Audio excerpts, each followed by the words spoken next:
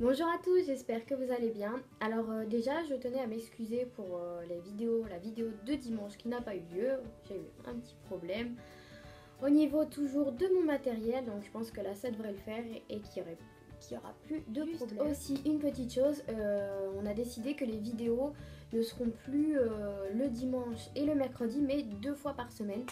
Parce que tout simplement, la journée, étant donné qu'on travaille, on n'a pas le temps de mettre la vidéo dans la journée, donc on le fait souvent le soir.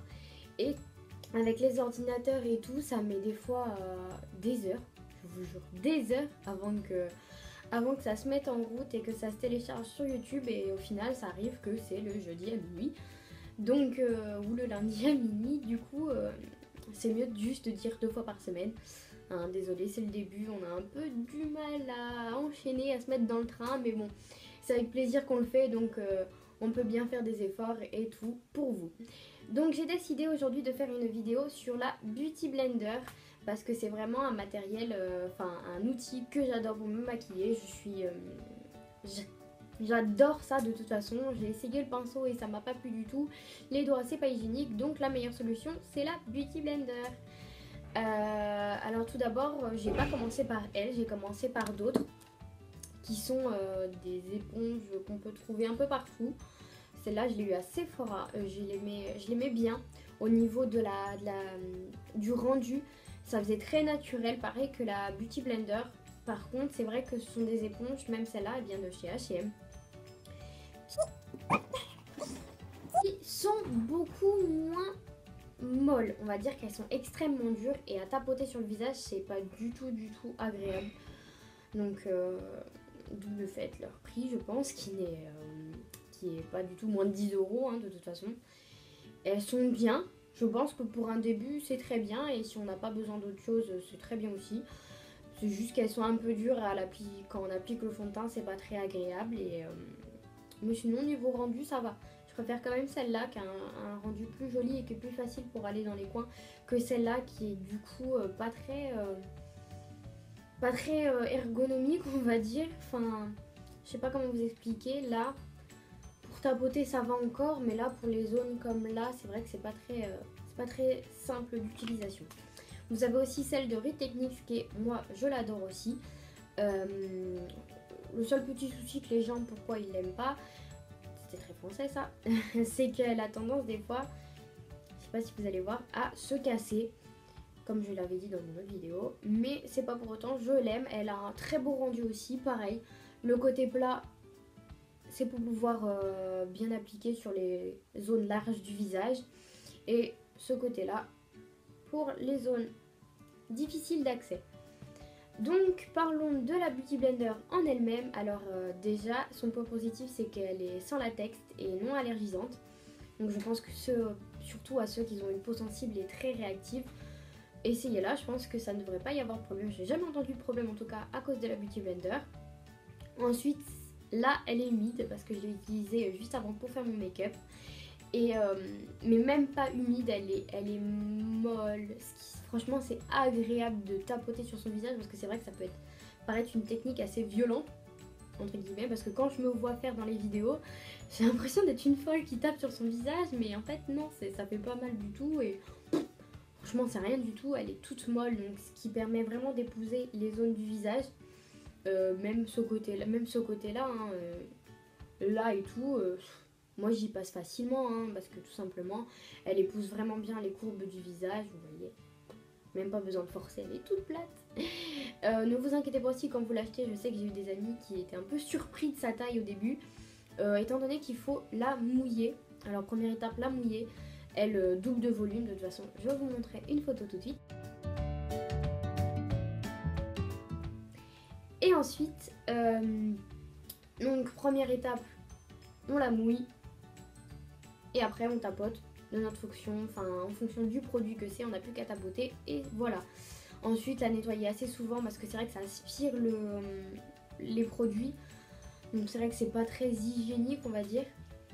Donc voilà, si vous n'êtes pas très doué avec les pinceaux comme moi et si vous êtes débutante en maquillage, je pense que la Beauty Blender et même les éponges qu'on peut trouver dans toutes les sortes de magasins est une très bonne technique pour appliquer son fond de teint, sa bébé crème, toutes ces textures crème qu'on peut avoir.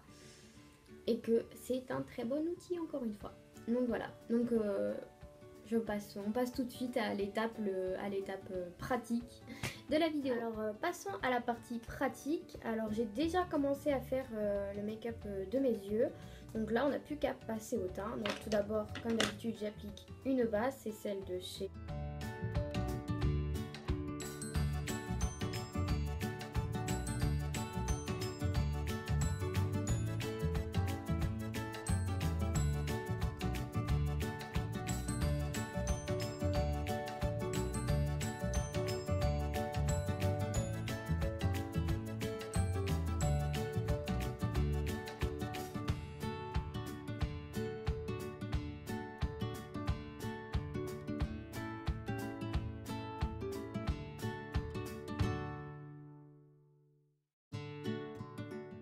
Ce que je fais, alors vous pouvez directement prendre votre Beauty Blender, tapoter et puis tapoter sur votre visage. Vous pouvez faire comme moi je vais faire, c'est-à-dire hop, j'en applique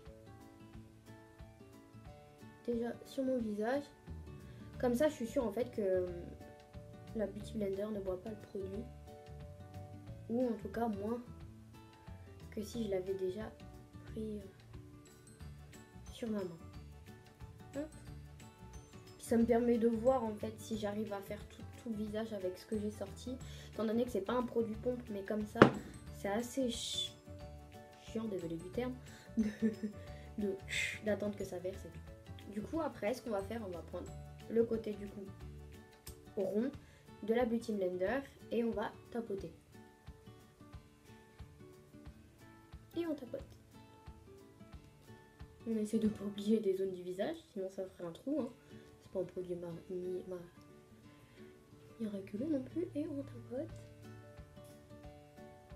On descend bien dans le cou. Et on tapote. Vous pouvez faire glisser aussi là comme ça, pour bien estomper au niveau de l'oreille et de là, au lieu d'utiliser un pinceau.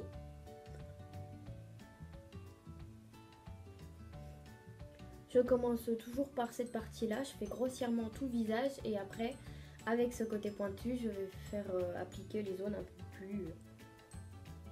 peu plus précisément. Hop.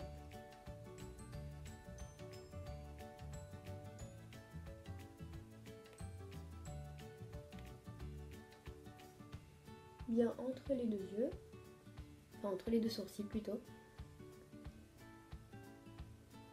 Et hop.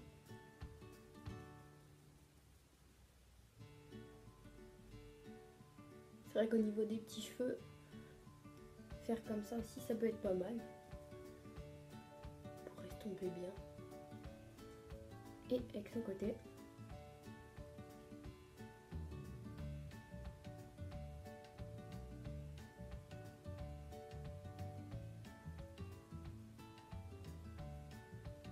Mais après, comme j'ai dit tout à l'heure, la Beauty Blender étant très molle, ça s'adapte facilement à chaque coin du visage. Quoi. Même là, vous n'êtes pas obligé d'utiliser ce petit côté pointu.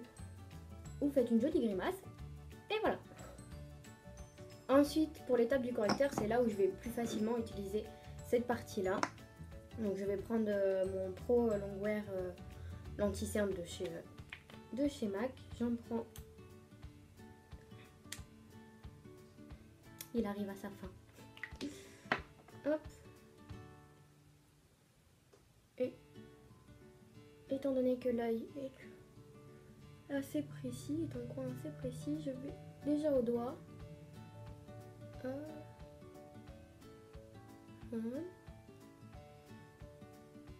Les endroits où j'ai plus facilement d'imperfections.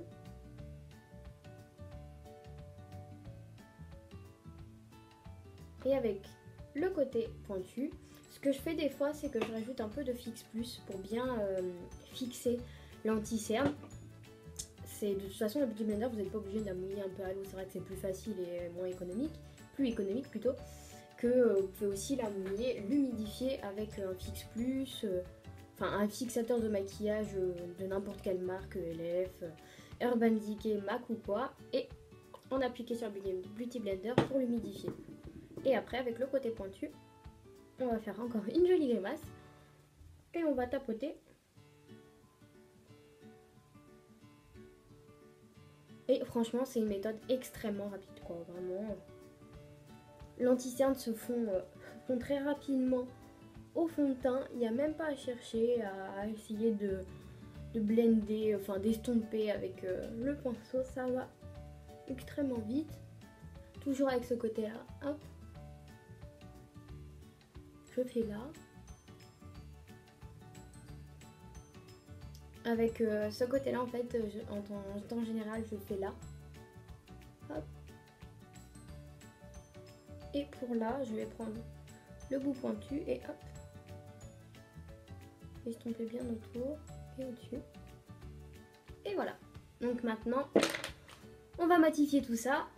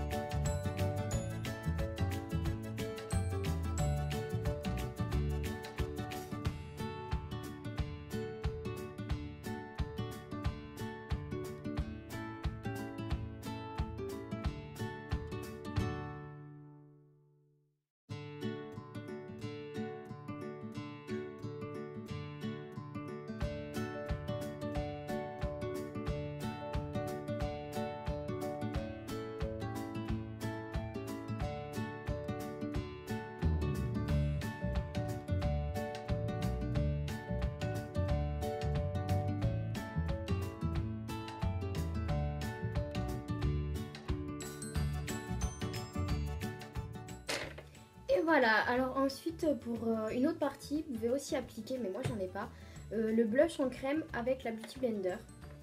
Donc je vais vous montrer, c'est pareil que pour le blush, mais moi c'est un highlighter. Donc un highlighter en crème qui vient de chez Sigma, c'est la teinte Shimmer Cream, brillant. Donc comme ça.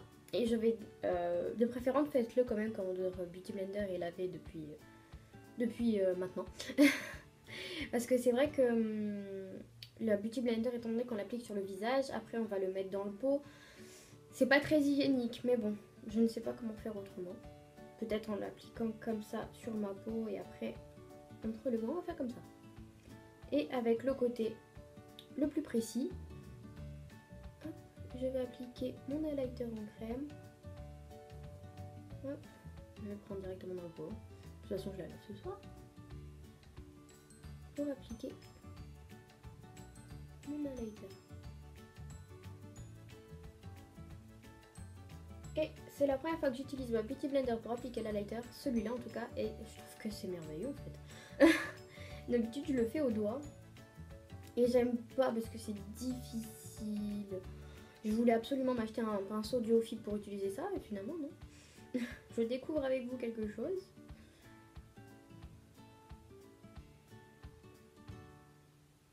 Hop. Et pareil pour le blush, du coup vous prenez votre produit et puis vous tapotez à la zone où vous appliquez votre blush. Hop. Et franchement, oh, c'est beaucoup plus beau comme ça quand même. Ça fait naturel, c'est pour ça que j'adore de toute façon. C'est pour ça que de toute façon j'adore la Beauty Blender parce que ça donne vraiment quelque chose de naturel. J'adore. Je suis amoureuse. De toute façon, je suis passée directement de pas savoir maquiller avec les mains à directement l'éponge. Même si avant, j'utilisais pas la vraie. Du coup là, je vais continuer mon make-up.